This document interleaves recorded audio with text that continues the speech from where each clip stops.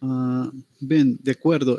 Ya hablamos entonces sobre el trabajo de investigación y Buenas este noches. sábado, buenas noches, hermano. Eh, y este sábado entonces, los que puedan, pues pueden asistir. Si no, pues igual ahí en el grupo de WhatsApp ustedes pueden entrar, ponerse de acuerdo y pues dar seguimiento a la tarea. Bueno, lección número 3, titulado La membresía en la iglesia. Este es eh, como parte del contenido del principio número 5. Ya vamos adelantando un poco. Como introducción, vamos a hablar de que al recibir a nuestro Señor Jesucristo como único y suficiente Salvador, pues nosotros sabemos que esa persona es salva.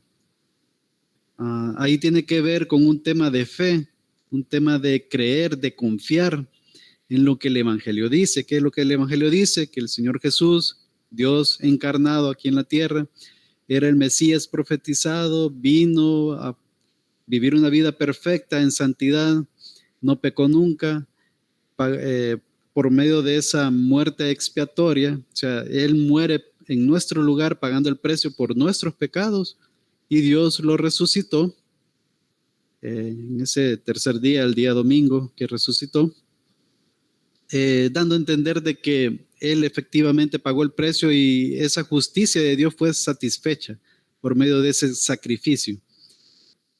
Hay un montón de figuras, de tipos que tal vez no es tan necesario que el creyente sepa de primera mano todos esos detalles, pero el punto es de que cada vez se va aprendiendo más sobre quién es el Señor Jesús, sobre su ministerio, sobre lo que implica y etcétera. Pero igual, o sea, en resumidas cuentas, pues el Evangelio se resume en esto, básicamente, en ese ministerio del Señor Jesús, que nos salva de la condenación eterna, porque somos pecadores, tenemos una naturaleza pecaminosa y solo ese, ese sacrificio solamente el Señor Jesús como Dios podía ser posible esta salvación, porque por gracia somos salvos por medio de la fe en Él. Entonces, al tener esa confianza en el Señor Jesús, la persona se vuelve miembro del cuerpo de Cristo, que es la iglesia. Así es como lo define la palabra de Dios, el Nuevo Testamento, perdón. En 1 Corintios capítulo 12, permítanme que creo que estaba aquí. No, aquí estamos. Voy a hacer más grande esto. 1 Corintios capítulo 12, versículo 27 nos dice, vosotros pues sois el cuerpo de Cristo y miembros cada uno en particular. Ahora, esto es como una analogía del cuerpo humano. Entonces, el cuerpo humano sabemos nosotros que tiene una cabeza y en esta cabeza pues radica todos los pensamientos. Es totalmente indispensable para que nosotros podamos ser seres pensantes, seres vivientes. Entonces, obviamente aquí pues toda la gloria, la honra, el poder, la majestad es del Señor Jesús. Él es el dueño de su iglesia, Él es la cabeza, Él tiene toda la autoridad y pues Él es el Señor, es Dios. Y por lo tanto nosotros, ahora que somos hijos de Dios, formamos parte del cuerpo de Cristo. ¿Cómo así? Somos uno con el Señor. Este es un tema teológico, una doctrina muy relevante. No tenemos tiempo para desarrollarla, pero básicamente tiene que ver con nuestra unión con Cristo. Nosotros estamos en Cristo. Um, y aquí esto lo menciona o lo evidencia. Como dice el texto, vosotros pues sois el cuerpo de Cristo. Somos el cuerpo de Cristo. O sea, estamos en Cristo. Y miembros cada uno en particular. O sea que nosotros tenemos una conexión. Somos hermanos en Cristo. O sea, somos hijos de Dios. Por eso es que tenemos una conexión unos con otros. Y un cuerpo obviamente está unido entre sí todos sus miembros. Entonces nosotros somos parte de ese cuerpo de Cristo, estamos unidos bajo esas doctrinas fundamentales, tenemos la fe pues en el Señor Jesús y en términos generales pues cada uno con sus dones, talentos, pues nos edificamos unos a otros para que podamos conformar ese cuerpo de Cristo y que no necesariamente estamos todos reunidos en un lugar, sino que hay iglesias locales, estamos distribuidos en diferentes lugares. Seguimos siendo parte de esa iglesia universal. Permítame que hay un mensaje por aquí. Buenas noches, tengo un problema. Ok, ok. Bueno, de ahí tenemos otro punto. Dice, debido a que está unido a Cristo y a los otros miembros del cuerpo, como nos dice el texto que leí, está calificado para volverse miembro de una iglesia local. Y ese es el punto que queremos nosotros en este programa de avance, en esta lección en particular, de dar a entender que nosotros somos parte del cuerpo de Cristo y pertenecemos a una iglesia local que es parte a su vez de la iglesia universal. Efesios capítulo 5, versículo 23 nos dice, porque el marido es cabeza de la mujer, en el contexto de un matrimonio. Entonces, ahí pues, y en la misma administración se dice, ¿verdad? Un principio administrativo es la unidad de mando. Cuando en una empresa hay dos jefaturas, por ejemplo, hay problemas de a quién le debo de hacer caso, ¿verdad? Si uno dice una instrucción y la otra persona dice otra, pues. Entonces, la unidad de mando es muy importante. En la familia, pues, el marido es la cabeza de la mujer. Esto no tiene que ver con un tema de dignidad, esto no tiene que ver con un tema de machismo, que hay personas que dicen que la Biblia es machista, pero no es eso, es un orden y de hecho el apóstol Pablo lo justifica en su momento en un texto bíblico que da a entender los argumentos bíblicos de por qué es así. Es porque Adán fue creado primero y bueno, y hay varias cosas, argumentos que dan. Pero al fin y al cabo, pues, este es el orden, este es el principio. Cada uno de nosotros tenemos roles, el hombre y la mujer tienen roles diferentes y de esta forma, pues, como parte del rol del hombre es ser cabeza de la mujer. Obviamente la mujer, pues, tiene mucha sabiduría también y pues es la ayuda idónea del hombre, pues, o sea, obviamente hay un complemento y pues por eso es de que las cosas caminan bien, pues, en un hogar. No es de que la mujer no tiene voz ni voto, no es nada que ver de eso, sino que es la ayuda idónea. Entonces, muchas veces uno no mira muchas cosas, uno como hombre, ¿verdad? Y muchas veces es la mujer que, como tiene un pensamiento más, que piensa muchas cosas al mismo tiempo, pues puede ver matices o cuestiones que uno ni cerca, como uno se enfoca, ¿va? Uno de hombre es como más enfocado en un pensamiento y cuesta muchas veces ver las demás cosas que rodean a ese pensamiento, entonces muchas veces por eso es que la ayuda idónea, pero aquí el principio no es hablar de eso, ¿verdad? Aquí hay una comparación, hay este modelo de que el marido es cabeza de la mujer, este diseño de Dios para el matrimonio es sombra, es un tipo de lo que Cristo es con la iglesia, o sea que nosotros bueno, quienes están casados, pues yo, primero Dios en diciembre me caso, nosotros reflejamos ese modelo, reflejamos ese diseño que representa a Cristo como cabeza de la iglesia. Entonces, es algo bonito, ¿verdad? Entonces dice, así como Cristo es cabeza de la iglesia, la cual es su cuerpo y Él es su Salvador. Entonces, y podemos ver efectivamente que el grupo de creyentes, las personas, porque la iglesia no es un edificio de 4 paredes, no es una denominación X, es personas, son personas.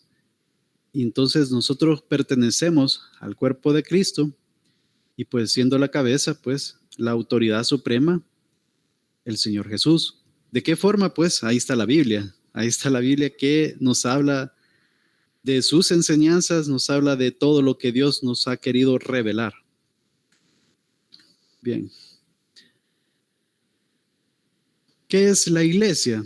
Vamos a hacernos esa pregunta.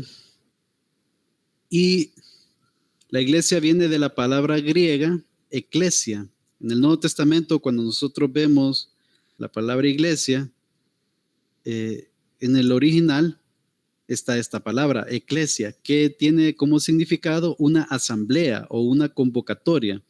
No es algo nuevo. De hecho, en el Antiguo Testamento también habían asambleas. Digamos, cuando se dieron las leyes del tabernáculo y todo eso, su servicio, también se les mencionó que había un toque de trompeta específico que servía para que las personas, para que el pueblo de Israel, ¿verdad?, se reuniera en el tabernáculo. Entonces, esa asamblea viene siendo lo mismo, es cuando el pueblo de Dios se reúne para estar delante de Dios. En este caso, pues en el Nuevo Testamento hay más luz. Nos habla de qué es lo que hace la iglesia cuando se reúne, que ese es otro tema que va más adelante. Pero en este caso, pues nos vamos a enfocar en ese concepto de eclesia, significa una asamblea o una convocatoria. No es un edificio, sino la gente, lo que había mencionado anteriormente. Vamos a leer Romanos capítulo 16, versículo 5. Saludad también a la iglesia de su casa. Saludad a Epeneto, amado mío, que es el primer fruto de Acaya para Cristo. Aquí nos vamos a detener en la primera parte de la parte A de este versículo, que dice saludad también a la iglesia de su casa. La forma en cómo está escrito hay que ponerle atención. Dice la iglesia de su casa. O sea, estamos viendo dos elementos diferentes. No es de que la iglesia está en su casa, porque vendría a ser algo así como que, o sea, la iglesia es la casa de aquel señor, ¿verdad? Sino que es la iglesia, el cuerpo de creyentes, las personas que se reúnen en esa casa, es la iglesia. Son las personas, no la casa en sí. Pablo se refiere a la iglesia en su casa, no a un edificio que alberga la iglesia, sino al cuerpo de creyentes. Entonces, ahí pues estamos como confirmando eso. La iglesia es el cuerpo de Cristo y eso pues ya lo mencioné varias veces y aquí hay un texto bíblico que lo respalda también, Efesios capítulo 1, versículos del 22 al 23. Y sometió todas las cosas bajo sus pies. ¿Bajo los pies de quién? Del Señor Jesús. Y lo dio por cabeza sobre todas las cosas a la iglesia. Aquí vemos nuevamente la unión que tenemos con Cristo, porque dice que lo dio por cabeza. El Señor Jesús sabemos que es la cabeza de la iglesia, sobre todas las cosas a la iglesia. Y como la iglesia es un cuerpo con Cristo, entonces estamos hablando de la misma, el mismo concepto, ¿verdad? Del cuerpo, la cual es su cuerpo, dice, de hecho, el versículo 23, la plenitud de aquel que todo lo llena en todo. Entonces aquí está como bien claro eso, ¿verdad? Que nosotros somos parte del cuerpo de Cristo, siendo Él la cabeza, la autoridad suprema. Y pues en ese aspecto, pues estamos unidos al Señor. Y si estamos unidos al Señor, obviamente vamos a obedecer su palabra, vamos a hacer lo que Él nos quiere o nos ha mandado que hagamos. El cuerpo de Cristo está formado por todos los creyentes desde el tiempo de Pentecostés, o sea, en Hechos capítulo 2 se habla de ese momento en donde los discípulos estaban reunidos allá en el aposento alto, obedeciendo la palabra del Señor Jesús que les dijo que se quedaran ahí, ¿verdad? Esperando a que llegara la promesa del Espíritu Santo. Y justamente en esa fiesta solemne, el 50 días después de la fiesta de las primicias, eran 7, quiero ver, 7 semanas creo que son, quiero ver, calculadora. 7 por 7, 49. Y como fue el día domingo, de domingo a domingo, entonces sí, son 50 días después del día de reposo. De la fiesta de las primicias, que normalmente entraba dentro de la semana de los panes sin levadura, por lo menos en ese acontecimiento de la muerte y resurrección del Señor Jesús. Entonces, cayó justamente en la fiesta de Pentecostés. Justamente esa fue la inauguración de la iglesia como tal, y se dio con gran poder, porque vino el Espíritu Santo a morar en los creyentes y a manifestarse por medio de esas lenguas como de fuego, dice la palabra.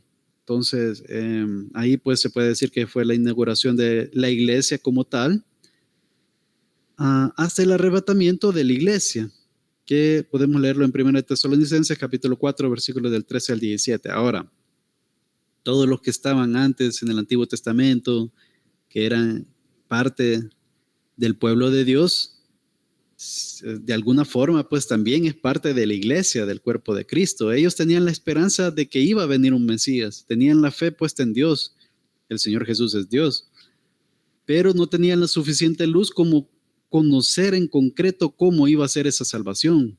Nosotros tenemos el privilegio de que tenemos la revelación completa y todos estos acontecimientos ya se dieron. Entonces nosotros sabemos mejor a quién se refería el Antiguo Testamento con el Mesías, con esa promesa de ser salvos. Y en este caso, pues, es por la obra y el ministerio del Señor Jesús. Vamos a leer 1 Tesalonicenses capítulo 4, solo para tener un contexto realmente, porque Hechos capítulo 2 no lo voy a leer porque es demasiado largo, pero es básicamente lo que se narra de la venida del Espíritu Santo, de ese día de Pentecostés, que hablaron en lenguas, se da el contexto del primer discurso del apóstol Pedro, y en esa ocasión pues se convirtieron como 3,000 personas, dice la palabra.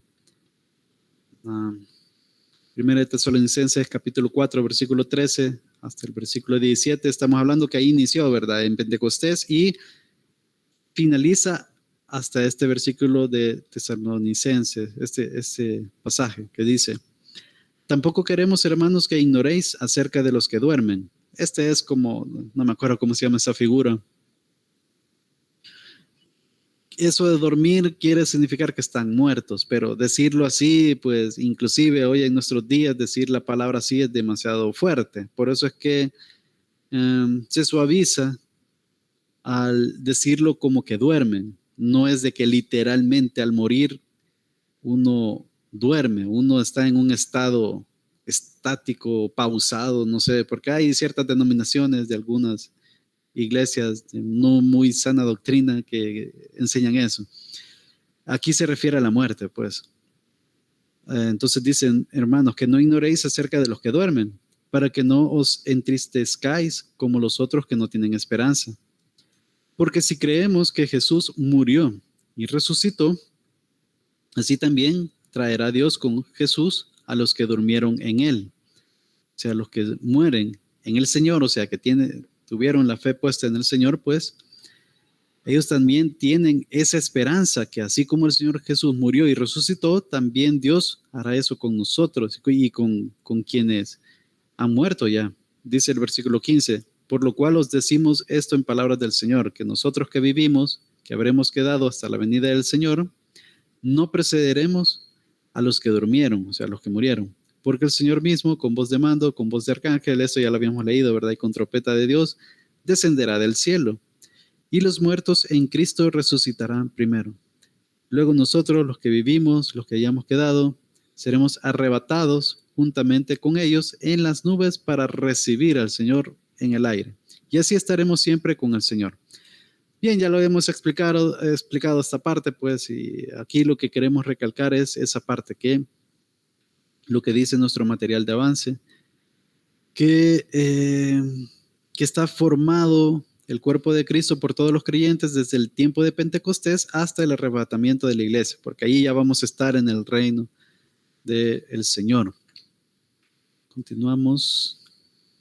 El cuerpo de Cristo, entonces, comprende dos formas. La iglesia universal, la cual es la iglesia formada por todos los que tienen una relación personal con Jesucristo, o sea, no tiene etnia, raza, denominaciones, inclusive, obviamente hay diferencias que sí determinan si una persona es salva o no. Por ejemplo, ¿por qué es salva una persona, verdad? ¿Es salva por hacer buenas obras nada más y creer en el Señor Jesús o es solo por la fe en el Señor Jesucristo? Entendiéndose que las obras son necesarias para un proceso de santificación, porque hay que distinguir entre la justificación y la santificación. Al creer y tener fe en el Señor Jesús, somos declarados justos. Ajá, y ahí está la justificación. Ahora, de ahí para allá sigue la santificación.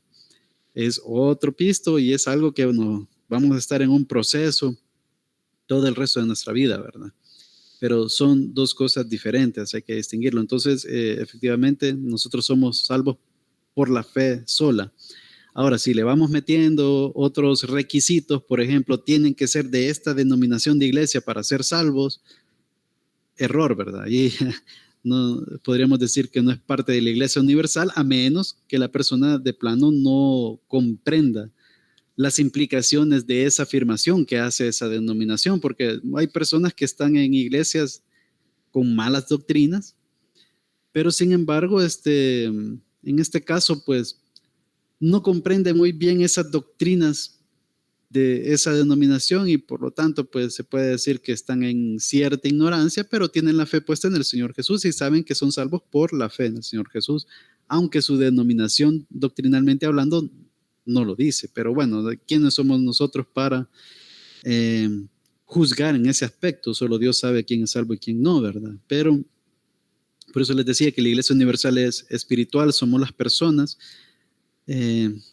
somos nosotros como hijos de Dios que tenemos la fe puesta en el Señor Jesús y pues no me cabe duda que allá nos vamos a encontrar con muchas sorpresas, ¿verdad? Tal vez alguna persona que era de una X religión, eh, obviamente tiene que ser de alguna forma cristiana, ¿verdad? Pues que lo vamos a encontrar ahí en el cielo, ¿verdad? Probablemente. Entonces, es universal, pues la iglesia, está la iglesia universal.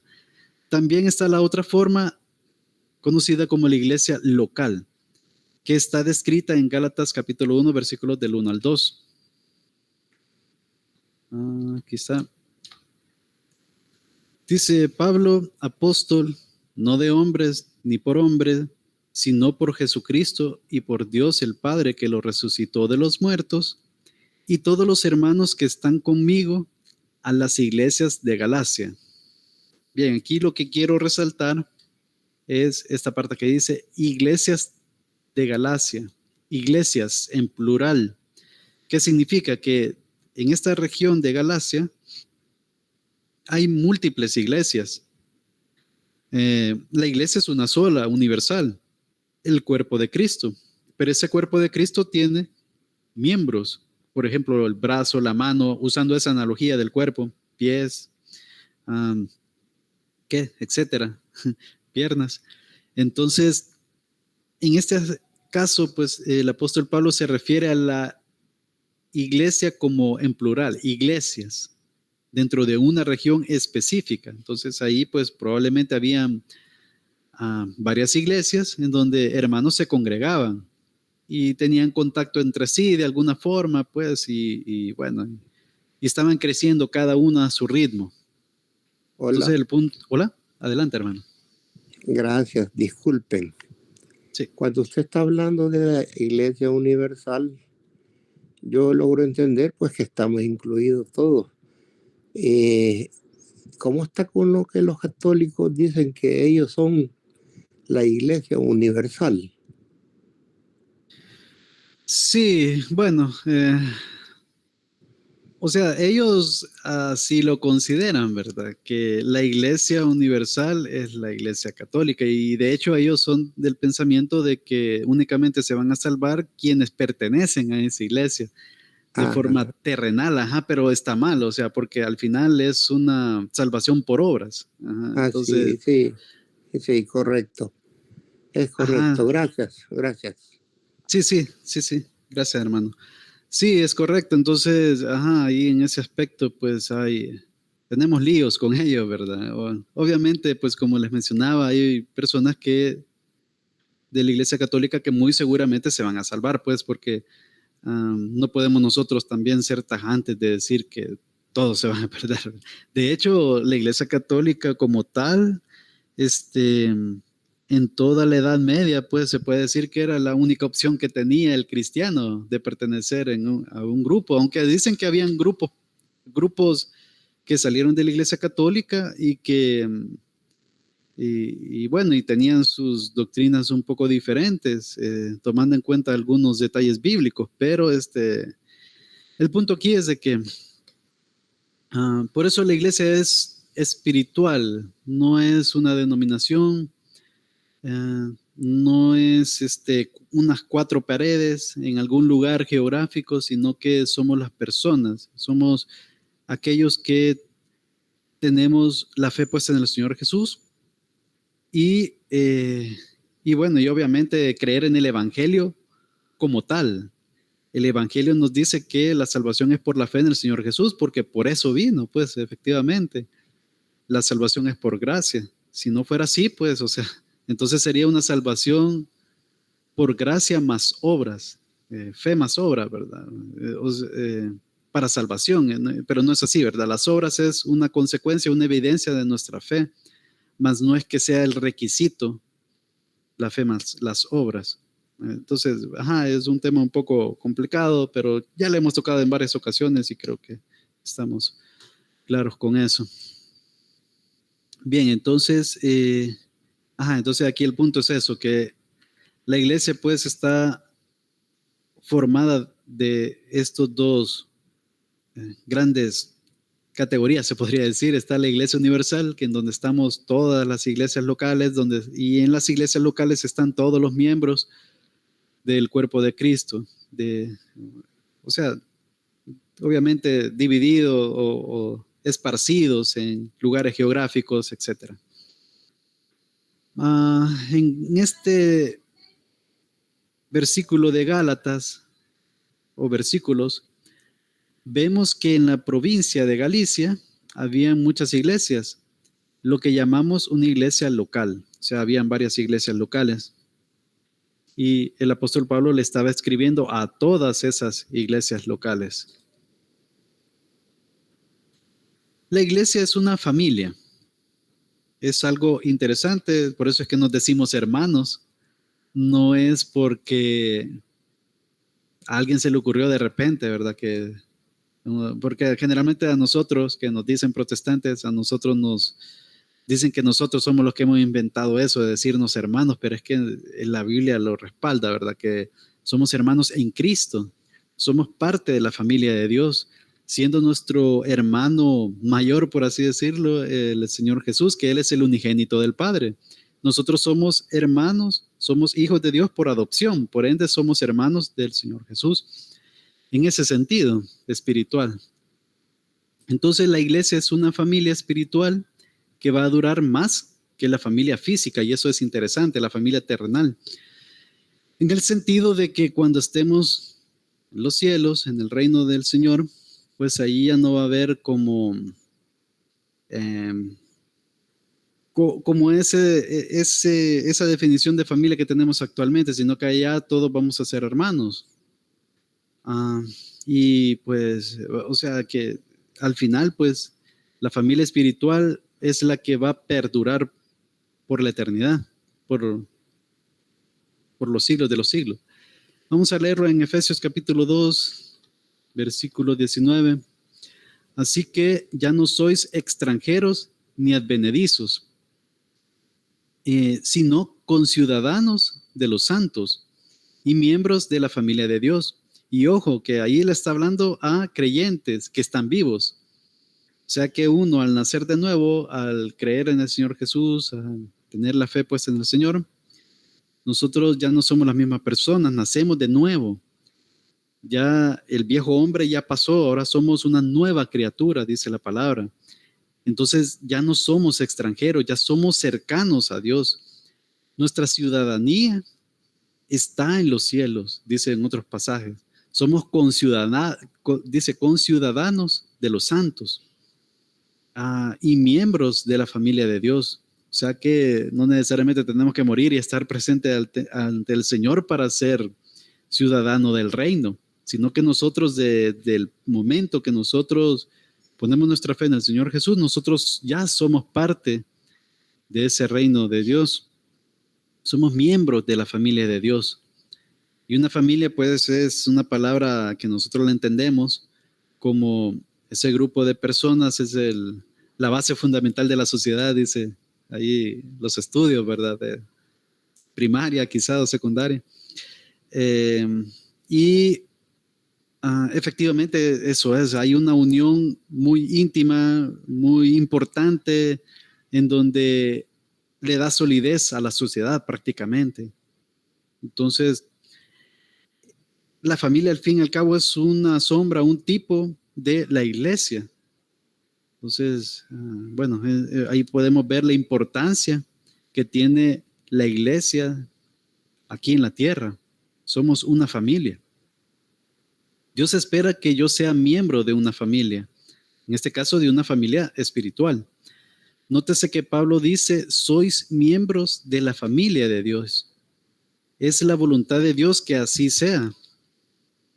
Y no es optativo, no es de que, bueno, yo voy a ser cristiano, yo creo en el Señor Jesús, pero yo no quiero ser parte de la familia, o sea, yo no me quiero unir con los cristianos, yo no quiero ir a la iglesia, yo no quiero compartir con nadie, yo quiero solo leer la Biblia y yo voy a tener mi relación con Dios y no me voy a llevar con nadie, ¿verdad? No es eso, ¿verdad? Nosotros para ser parte de la familia de Dios tenemos que participar de la familia de Dios y tenemos que querer ser parte de la familia de Dios. Obviamente cada uno lleva un proceso de santificación, que tal vez hay hijos de Dios que son como las ovejitas de la parábola de las 100 ovejas, ¿verdad? Tal vez se ha alejado y pues por ahí el pastor lo va a traer en algún momento, y no sabemos de qué forma, ¿verdad? Pero el punto aquí es de que esto no es optativo, pues si nosotros somos hijos de Dios, somos parte de la familia de Dios.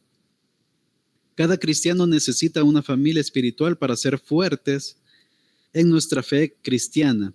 ¿Por qué? Porque nos ayudamos los unos a los otros. Por ejemplo, el Ministerio de Avance, pues lo que trata de ayudar es en el desarrollo o en la madurez espiritual de los miembros de la iglesia, en este caso de la iglesia Miramonte, o quienes participen o asistan a estas clases, que está abierto también para cualquier persona, ¿verdad? Entonces, realmente pues es parte de esa edificación, es parte de de ese servicio que nos damos unos con otros. Por ejemplo, ahí en la iglesia, pues el pastor predica, nos enseña a todos. Están otro tipo de servidores, por ejemplo, los diáconos, que ellos sirven en la mesa del Señor, repartiendo los elementos, el jugo de uva y el pan sin levadura, ¿verdad? Para celebrar la cena del Señor. Y así, ¿verdad? Cada uno, hay tantos ministerios ahí en la iglesia, pues que nos servimos unos a otros. Entonces, en ese aspecto, pues somos una familia y mientras más unida estamos, somos más fuertes y podemos crecer más y hacer la tarea que Dios nos ha encomendado. Es un tema de sinergia también, ¿verdad? La colaboración de todos con un mismo fin, un mismo propósito, somos más fuertes así. La iglesia es una familia. Un cristiano sin una familia, iglesia, es un huérfano. O sea, estamos solos y no es lo adecuado. Efesios capítulo 2, versículo 19. Ya lo habíamos leído, que somos miembros de la familia de Dios. Primera de Corintios capítulo 12, versículo 27. Vosotros pues sois el cuerpo de Cristo. Ahí lo está diciendo el apóstol Pablo a un grupo de creyentes. Explícitamente, ustedes son el cuerpo de Cristo. Y miembros cada uno en particular.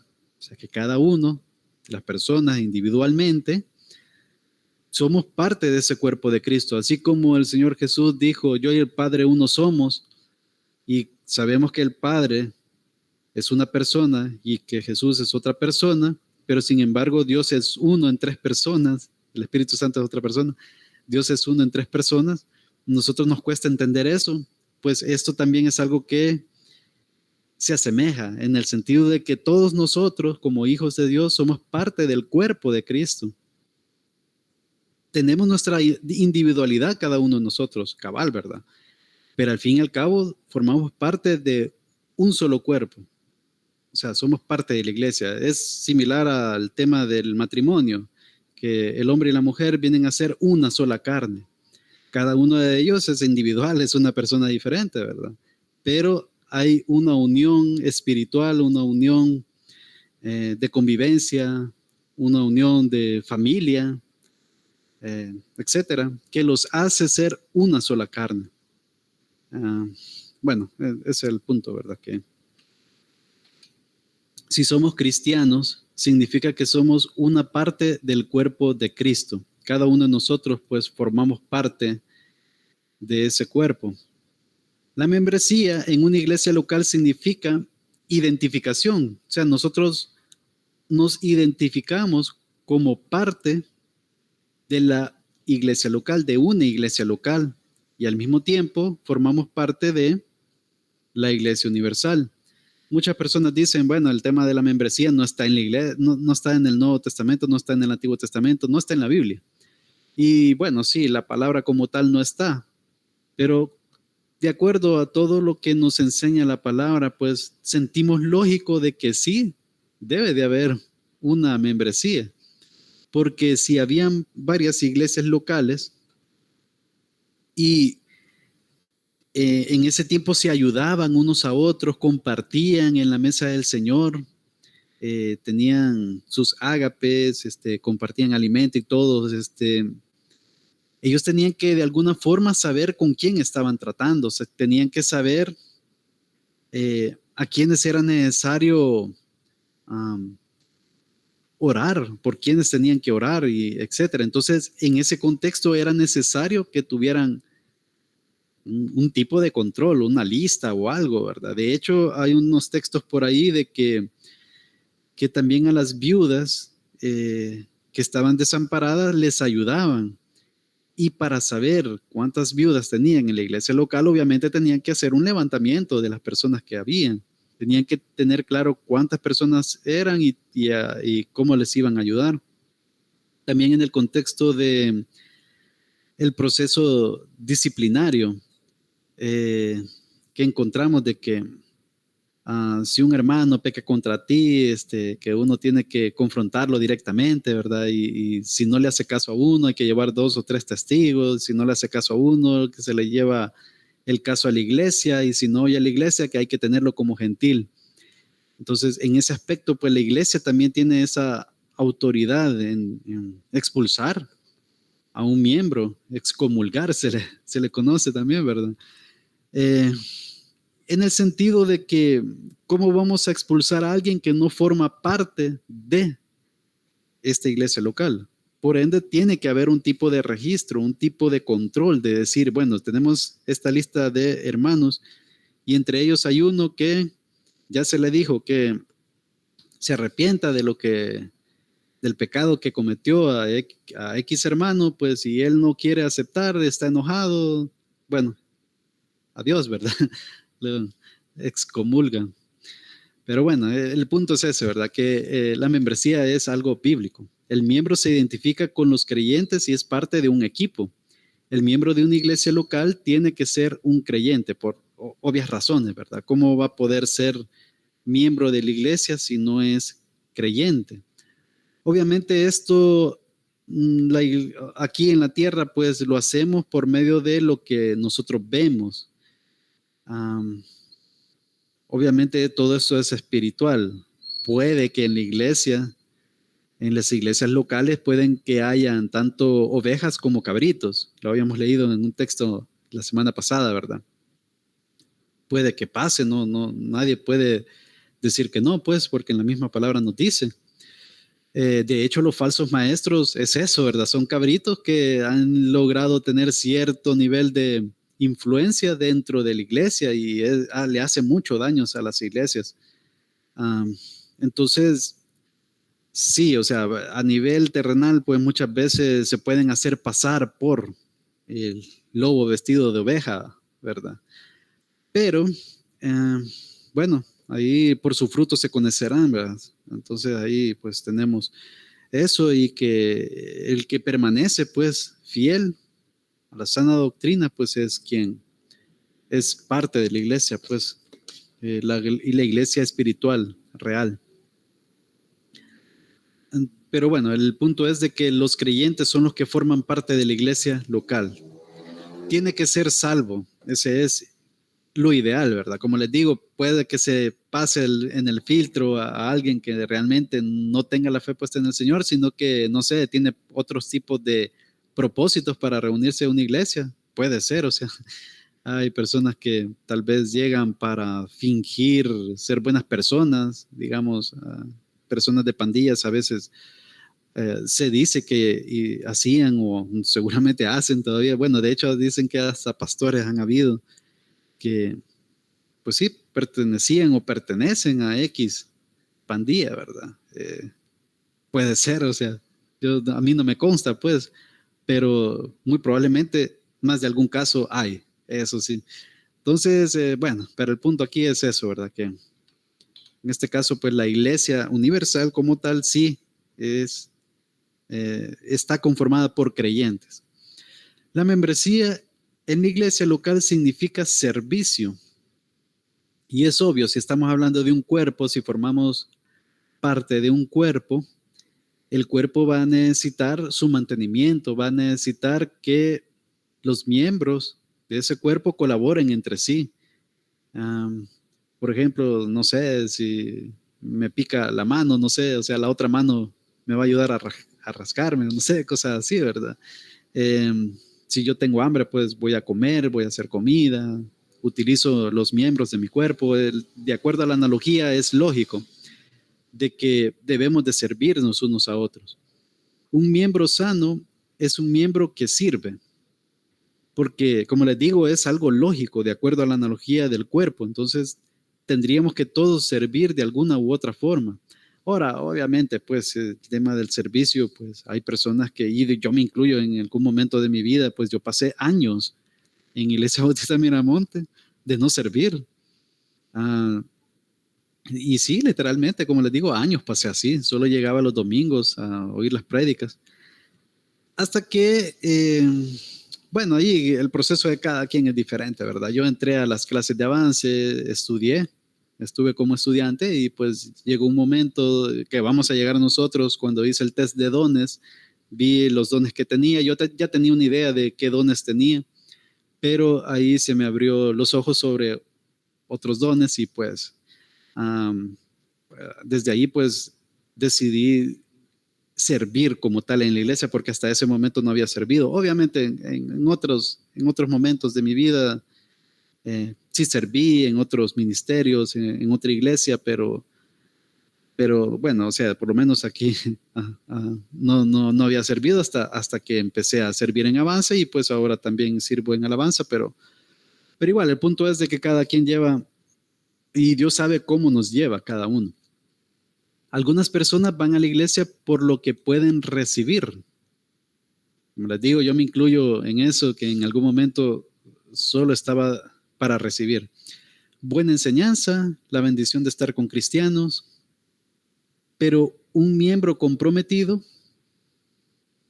no llega solo para recibir, sino para dar.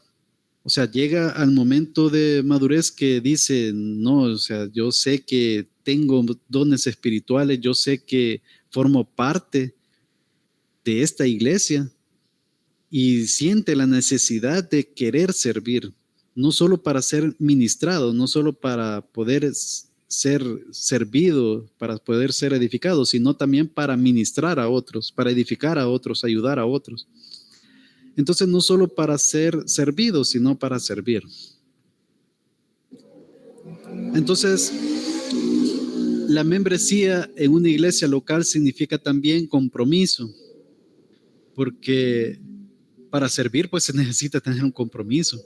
Cuando una persona llega a ser miembro de una iglesia local, está diciendo, soy parte de esta iglesia, o sea, tiene un sentido de pertenencia, una identidad. Y bueno, y nuestra identidad está en Cristo, ¿verdad? Nosotros estamos ocultos en Cristo, somos parte del cuerpo de Cristo, estamos en Cristo. Todo eso es lo mismo, es nuestra unión con Cristo. Entonces soy parte de esta iglesia y por eso estoy comprometido con ella, porque somos una familia. Tenemos que estar comprometidos unos con otros. Como miembro de la iglesia, tengo ciertas responsabilidades que debo cumplir fielmente. Entonces, sí, como yo me siento comprometido, como yo sé que tengo dones que el Espíritu Santo ha repartido y que me ha dado a mí en particular, obviamente este es un proceso también que uno debe descubrir. Hay personas que lo tienen claro, ¿verdad? ¿Qué dones espirituales tienen?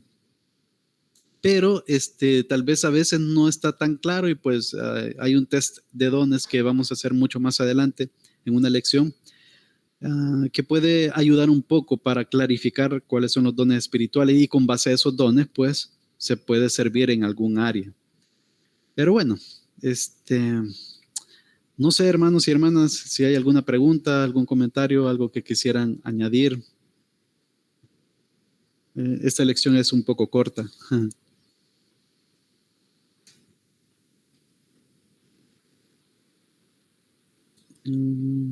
Bueno, hermano, Bueno, gracias. de acuerdo, excelente, gracias. Bueno, nos faltan todavía 8 minutos más o menos. Vamos a aprovechar el tiempo y vamos a introducir la siguiente lección. Sería la lección número 4, que habla sobre el bautismo. Entonces, bueno, ya hemos tocado un poco el tema del bautismo. El bautismo es, o la palabra bautizar, prácticamente implica sumergir. Y obviamente, ¿en dónde nos sumergimos? En algún líquido, ¿verdad? En este caso, pues, el bautismo es en agua. ¿Por qué? Porque Juan el Bautista así lo predicó y eso es algo curioso también, de que en los tiempos de Juan el Bautista, los judíos tenían una gran cantidad de rituales que hacían, o sea, estaba el templo activo, los sacrificios activos, la gente trataba de seguir al pie de la letra toda la ley levítica, toda la ley de Moisés, se puede decir, la ley como tal. Y de repente llega Juan el Bautista con algo nuevo, con el ministerio del bautismo, que invitaba a las personas a llegar a reconocer que son pecadores, a reconocer que están en mal, pues están haciendo mal y arrepentirse. ¿Para qué? Para luego llegar y bautizarse. Y esto simplificaba de alguna forma hacer un cambio. Digamos, el que robaba ya no robe. Juan el Bautista algo así lo explicó, ¿verdad? Que le llegaron a preguntarle, digamos, los soldados romanos, ¿qué hacemos nosotros? Pues estar contento con lo que le pagan, ¿verdad? Porque quizás ellos, no sé, delinquían, hacían algo malo, no sé, o extorsionaban, no sé. Y así, ¿verdad? O sea, el sentido no solo era llegar a ver esa nueva doctrina, sino que tenía un significado y obviamente estaba preparando el camino para el Señor Jesús, para que la gente tuviera un corazón más dispuesto. Entonces la gente llegaba y pues se bautizaba, el bautismo de Juan. Entonces el bautismo es eso, es sumergir en agua y pues obviamente después de sumergirse tiene que levantarse y hay varios textos bíblicos que hablan sobre eso.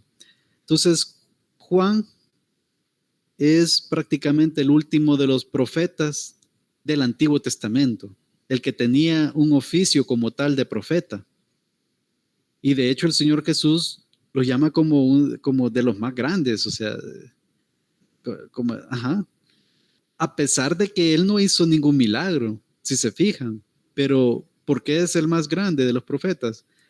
Porque él introdujo o preparó el camino al Señor Jesús, quien es el más grande de todos, ¿verdad? Que él es Dios, pues. A pesar de que habían otros profetas en el Antiguo Testamento que hicieron milagros, obviamente por medio del poder de Dios. Pero Juan en este caso, pues mm, fue grande, pues en ese sentido, pues, si podríamos clasificarlo, ¿verdad? A pesar que su ministerio, pues, pareciera ser bastante humilde. De hecho, él fue mártir, él fue decapitado. Y pues ahí difiere un poco el tema del evangelio de la prosperidad, ¿verdad? Que eh, solo por ser cristiano no significa que pues vamos a vivir en prosperidad, vamos a ser millonarios todos, ¿verdad? A pesar de que el Señor Jesús estaba en la tierra y en su ministerio terrenal, ¿verdad? Eh, pues Juan el Bautista murió, o sea, denunciando un pecado de Herodes en ese momento, que estaba con la mujer de su hermano, me parece, Herodías, creo que se llamaba la mujer, y pues pagó el precio por ser congruente con su fe y pues por decir la verdad, pues. Y bueno, tenía que pasar así. Dios no le impidió, el Señor Jesús no le impidió. Y bueno, el ministerio del Juan el Bautista fue menguando mientras que el ministerio del Señor Jesús iba creciendo. Probablemente por ahí iba la razón de ser, pues, de por qué pasó eso. No sé, a eso no lo podría yo decir dogmáticamente, pero el punto es de que um, fue muy importante el ministerio de Juan el Bautista. Y el bautismo es eso, la inmersión en el agua, o sea, sumergir en el agua y después, obviamente, tenemos que salir porque si no nos ahogamos, ¿verdad? Pero en sí la palabra bautizar significa eso, sumergir en agua. Ahora, ya habíamos dicho anteriormente que el bautismo no es un requisito de salvación.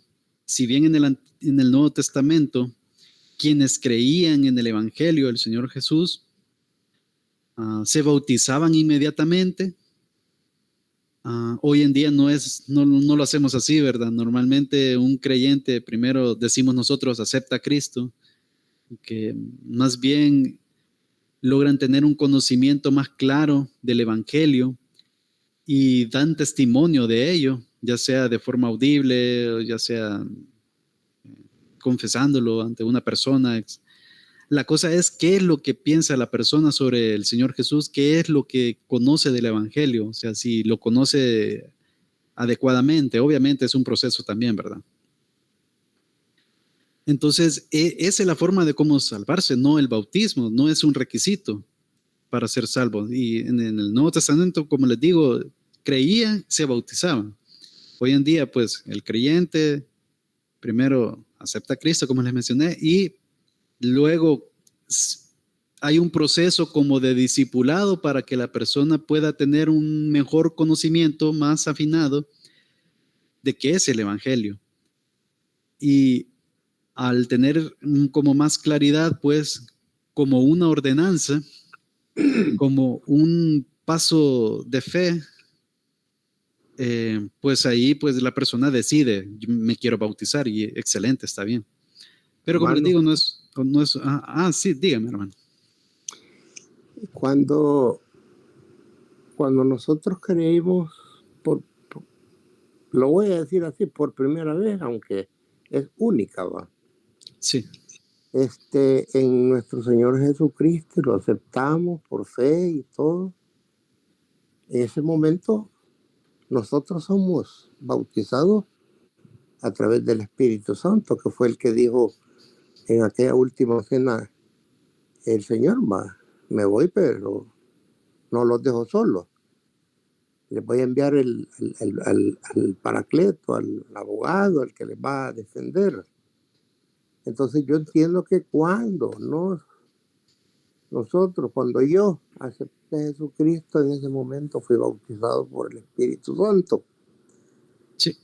Y luego, cuando ya me fui a bautizar en las aguas, en la sumersión de las aguas, como usted lo dice, entiendo que eso es una manera de decir públicamente o de decirlo así, hacerle ver a la congregación o a quien público, quien sea, en forma clara y abierta, que Jesucristo es nuestro Señor. Pero es eso lo que yo entiendo que significa esa sumersión en agua. No sé si estoy equivocado. Sí, hermano, excelente, sí, así es dar testimonio público de nuestra fe en el Señor Jesús. Y, por eso les mencioné que era una ordenanza. De hecho, por eso se cambió el nombre, porque antes se decía sacramento, y sacramento da a entender como que es un requisito de, mientras que, por eso es que en la Reforma Protestante, en ese proceso, prefirieron llamarlo ordenanza, porque es algo que el Señor Jesucristo nos mandó que hiciéramos. En la Gran Comisión, pues ahí nos dice, bautizándolos en el nombre del Padre, el Hijo y el Espíritu Santo. Entonces no es que sea un requisito de salvación, pero sí es como un paso de fe, de obediencia, una ordenanza en donde nosotros damos un testimonio público de nuestra fe ante los demás hermanos, en el contexto de una iglesia local normalmente, ¿verdad? Entonces sí, lo que ha dicho es exacto, correcto, hermano. Y muy importante que somos sellados con el Espíritu Santo. Somos ya morada, templo del Espíritu Santo. Ahora, pues sí, allí solo Dios sabe en qué momento nosotros recibimos ese sello, ¿verdad? Porque, vaya, por ejemplo, yo, cabal, cuando era pequeño, pues acepté a Cristo, llamémoslo así, un montón de veces. Desde que estaba chiquito, 6, 7 años, no me acuerdo. En varias ocasiones lo hice porque no estaba seguro. Y era porque yo no tenía una comprensión adecuada, no conocía bien el Evangelio. Siempre pensaba en el tema de que me voy a ir al infierno por portarme mal o algo así, pues, o sea, tenía un mal entendimiento del Evangelio. Entonces, por eso les mencionaba de que a veces nosotros decimos aceptar a Cristo en el corazón y lo dejamos así como parte de una jerga evangélica, pero realmente es más profundo, tiene que ver con el conocimiento o el entendimiento más bien del Evangelio, de quién es Jesús, de qué vino a ser realmente. Y bueno, en ese momento es que nosotros somos bautizados en el Espíritu Santo, tenemos el sello de la promesa, somos templo y morada del Espíritu Santo y cabal, o sea, posteriormente o inmediatamente puede ser, hoy en día no lo hacemos así, pero después yo puedo ser bautizado para dar ese testimonio público de nuestra fe. Bueno, ya son las 8, hermanos y hermanos, vamos a dejar este tema, bueno, ya hice la introducción, la próxima semana pues vamos a desarrollar todo el tema de la lección número 4, el bautismo. No sé si hay algo más que quisieran añadir o algo, hermanos y hermanas. No, hermano, todo está bien. De acuerdo, muchas gracias, hermano.